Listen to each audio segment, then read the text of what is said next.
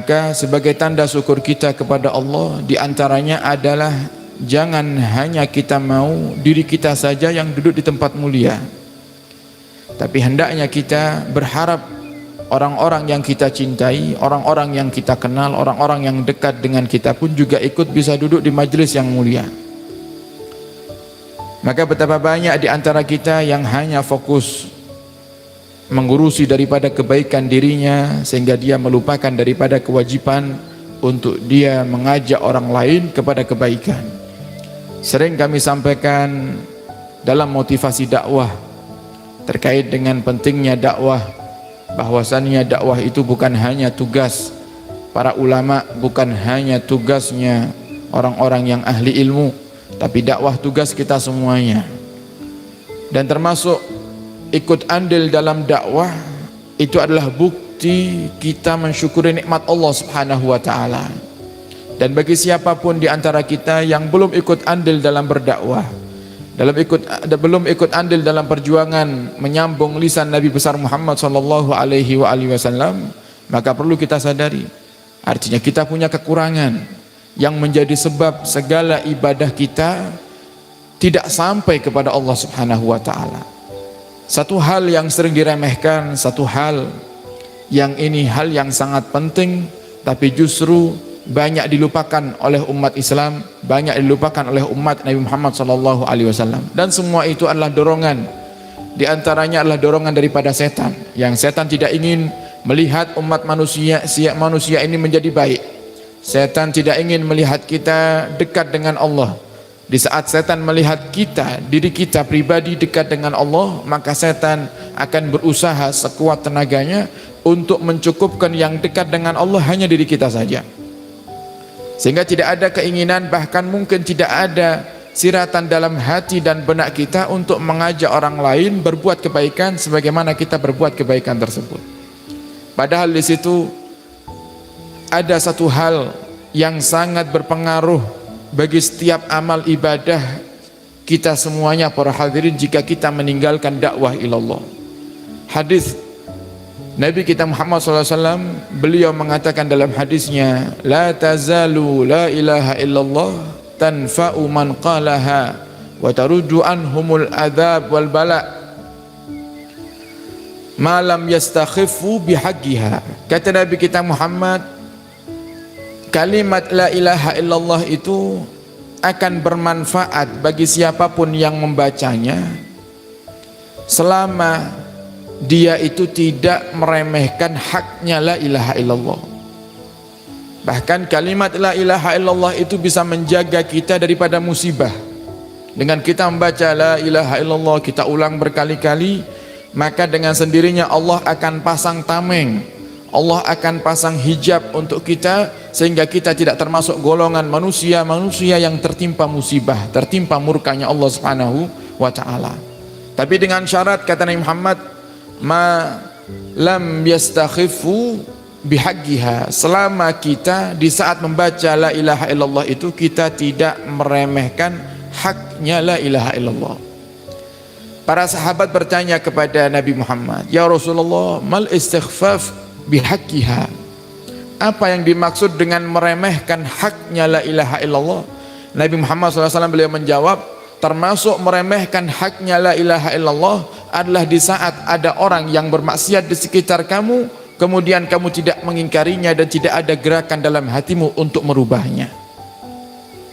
Jadi kita lihat saudara kita belum sholat, kita lihat anak kita belum sholat, kita lihat orang di sekitar kita belum sholat, tidak ada pengingkaran dalam hati, tidak ada greget untuk bisa merubah dirinya agar menjadi ahli sholat, maka setiap kita menyebut la ilaha illallah sia-sia zikir itu. Sedangkan berapa kali kita sebut la ilaha illallah? Tiap hari mungkin kita sebut la ilaha illallah. Di setiap salat menjadi syarat wajib dan syarat sahnya salat untuk kita menyebut la ilaha illallah. Asyhadu an la ilaha illallah wa asyhadu anna Muhammadar Rasulullah di saat kita tahiyat. Di saat kita duduk tahiyat, kita membaca kalimat syahadat yang di situ ada kalimat la ilaha illallah, yang semuanya itu tidak dianggap oleh Allah Subhanahu wa taala selama kita tidak ikut andil dalam perjuangan dakwah. Maka sungguh sangat disayangkan para hadirin jika ada di antara kita yang masih meremehkan dakwah, yang masih menganggap dakwah itu adalah hal yang pilihan, boleh ikut, boleh tidak. Sungguh sangat disayangkan. Dakwah itu bukan pilihan, dakwah itu kewajiban. Sehingga bukan berarti kemudian di saat ada kesempatan untuk berdakwah kita beranggapan biar orang lain, yang penting saya sudah mengamalkan kewajiban. Dakwah itu wajib.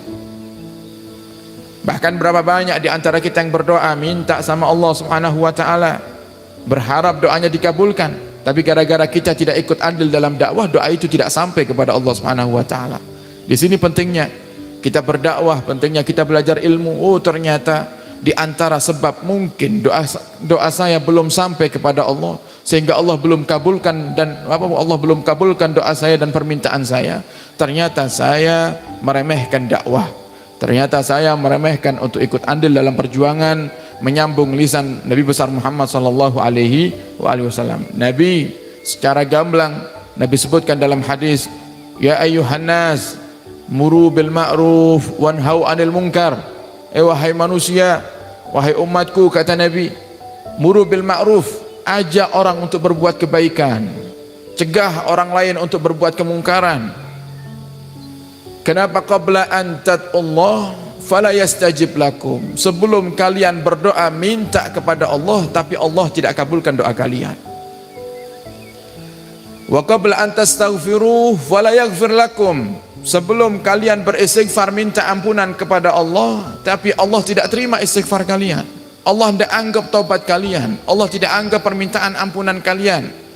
Sebab apa? Sebab kita tidak mau amar ma'ruf nahi munkar.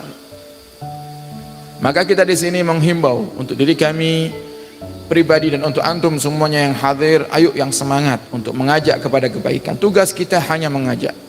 Urusan orang yang kita ajak, orang yang kita nasihati, mau ikut dengan nasihat kita atau tidak, itu bukan urusan kita. Itu urusan Allah Subhanahu wa taala. Yang memberikan hidayah bukan kita. Kita hanya perantara saja. Sehingga layak mereka yang mengajak kepada kebaikan. Disebut oleh Nabi Muhammad, an yahdiyallahu bika rajulan wahidan khairun laka min humurin ni'am. Dalam riwayat lain, khairun laka minad dunya wa ma fiha. Jika kamu, wahai Abdullah, kalau tidak salah ini hadis ya, diberikan oleh Nabi kepada seorang sahabat, yang Nabi katakan, seandainya kamu bisa menjadi wasilah, perantara untuk seorang itu mendapatkan hidayah daripada Allah Subhanahu wa taala, itu lebih baik daripada humurun ni'am. Lebih baik daripada onta merah, kendaraan yang termahal di masa itu. Dalam riwayat, lebih baik daripada dunia seisinya. Satu, rajulan wahidan, kata Nabi Muhammad, satu orang yang mungkin kita ajak ke majelis ilmu, kita ajari dia sholat, atau mungkin kita ajari dia ibadah yang wajib yang mungkin saat ini sering dia tinggalkan, maka kata Nabi itu lebih baik daripada dunia seisinya. Maka mari para hadirin, jadilah kita juru dakwah Nabi besar Muhammad.